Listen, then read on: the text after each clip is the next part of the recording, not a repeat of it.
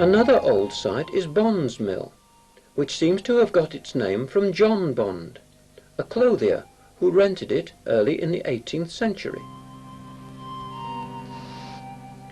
The river used to power gig mills, spinning and weaving machines, and in 1837 the workforce numbered nearly 1,000.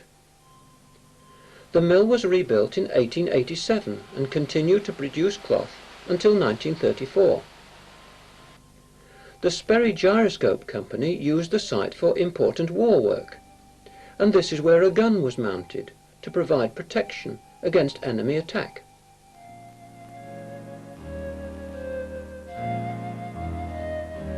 Today, the mill provides a wide variety of accommodation for a number of different business enterprises. Part of the main building, now called the wheelhouse, serves as a focal point for the site.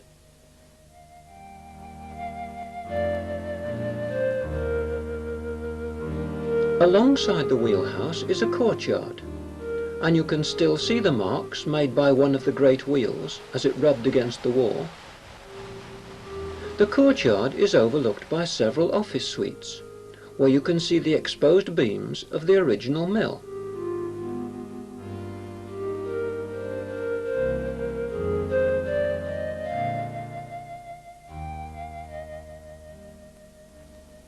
One part of the site houses a joinery business, where craftsmen, using traditional hand tools, work alongside modern wood-cutting machines.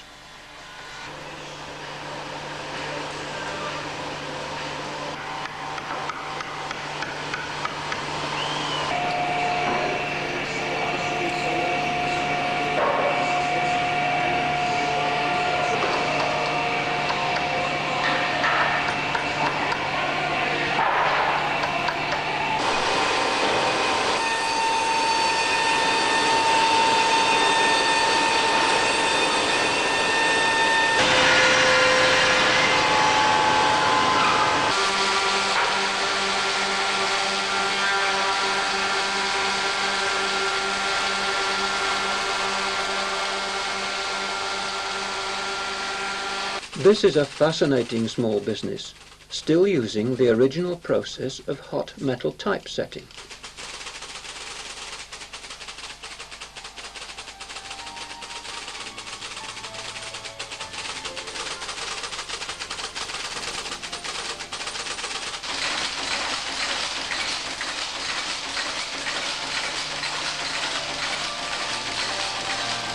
You can see how big it is.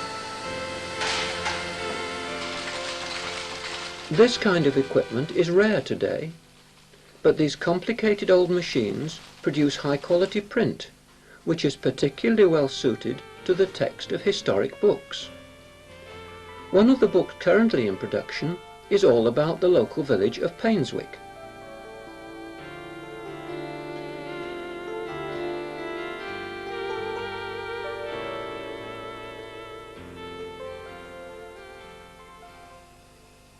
And now for some precision machining of components for the engineering industry. Experts will realize that the workpiece is normally flooded with cutting fluid, but then we shouldn't have been able to see anything for spray. This machine seems to think for itself. It's quite uncanny the way it completes one operation, picks up a new tool, and then starts to do something else, all without human intervention.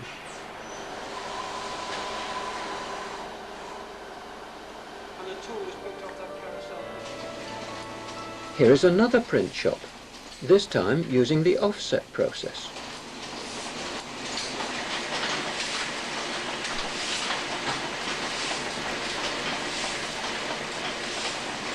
And so we could go on all day, looking at a score of different activities. But we must move on. There are other things to see in Stonehouse.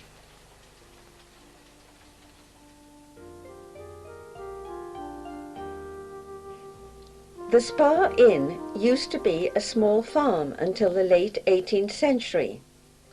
It still has the famous Hasley Well, whose waters were reputed to have healing qualities, like the spa waters of nearby Cheltenham. But without the royal patronage accorded to its neighbour, It is noted now for its beer rather than its water. Another spring at Glen Farm feeds a stream that used to run beside these cottages, called Shepherd's Row.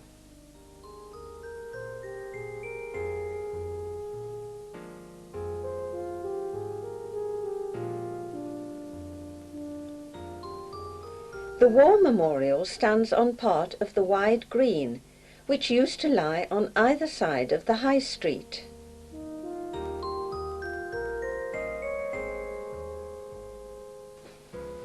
One of the few buildings which stood beside the green in the 17th century is Bede Cottage, and this is how it looked before its thatched roof was replaced with tiles.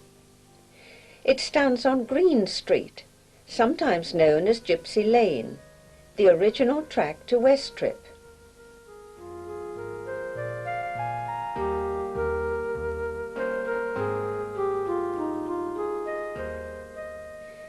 The oldest part of Orchard House was built early in the 16th century.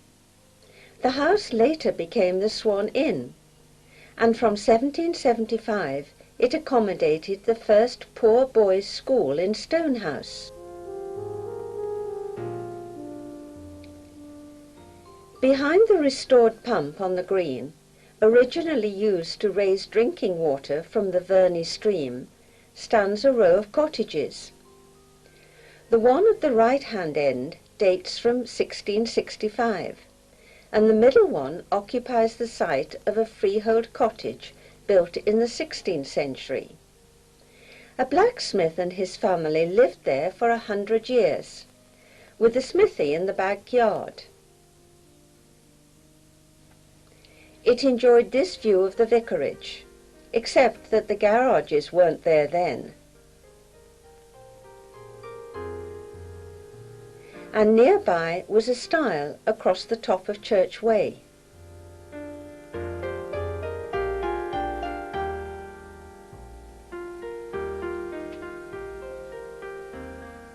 Roughly opposite Orchard House is the Crown and Anchor Inn, which has medieval origins.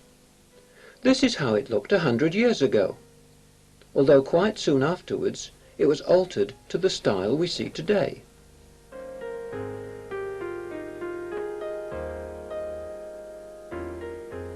The Globe is a more recent arrival, and in 1899 its owner claimed the area of green in front as his own property, but this precipitated a furious reaction by the villagers.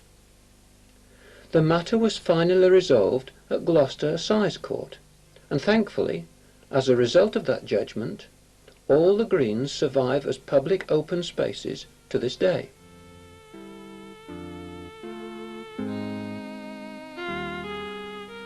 The Tudor house was built on part of an ancient copyhold and has been here since early in the 16th century.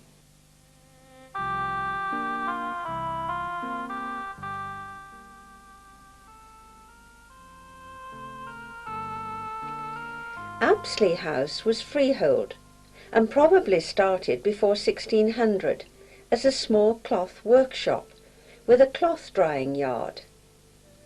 Its front door used to be on the northwest side, with a view up the green. The portion facing High Street is an 18th century addition, and over the years this part of the property has been used as a wool store, a malt house, a coal merchant's, a dairy, a meeting house, and now accommodates various businesses.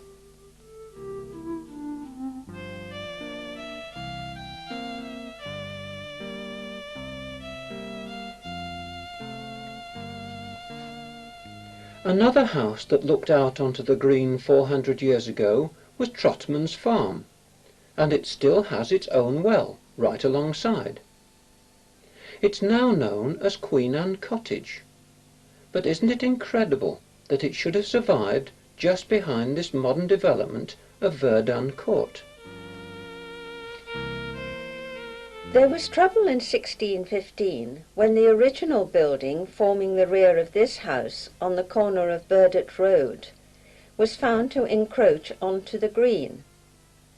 The front part was added in about 1750.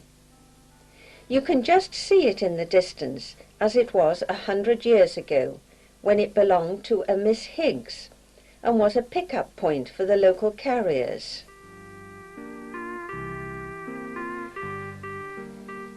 Gardener's store hasn't changed a lot in recent years, but once upon a time this was the site of the village pound.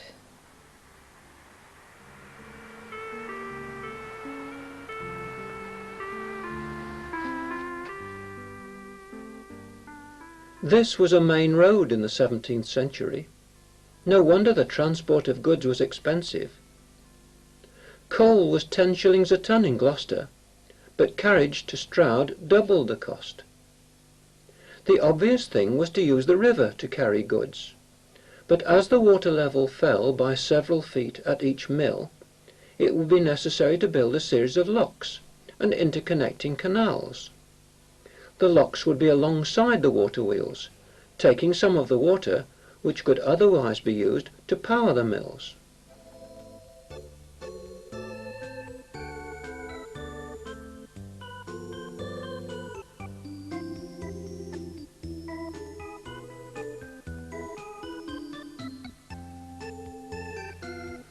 So around 1760, a group of entrepreneurs led by John Kemmet anticipated by 2 centuries the possibilities of container traffic. Their idea was to use cranes at each mill site to lift packaged cargo from one level to the next, without affecting the flow of the water through the mill.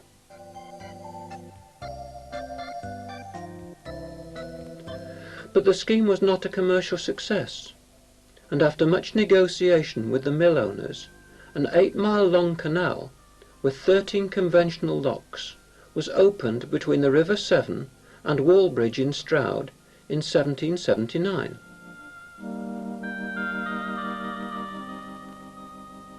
These are the remains of the double lock at Ryford, which enabled barges to rise some 20 feet as they travelled towards Stroud. And this is Nutshell Bridge, built over the canal in 1778 to carry the track from the manor to Upper and Lower Mills, and also to Stanley Mill. The bridge was wonderfully restored in 1988. The latest bridge over the canal is of a very different construction. The development of the railways signalled the decline of the canals.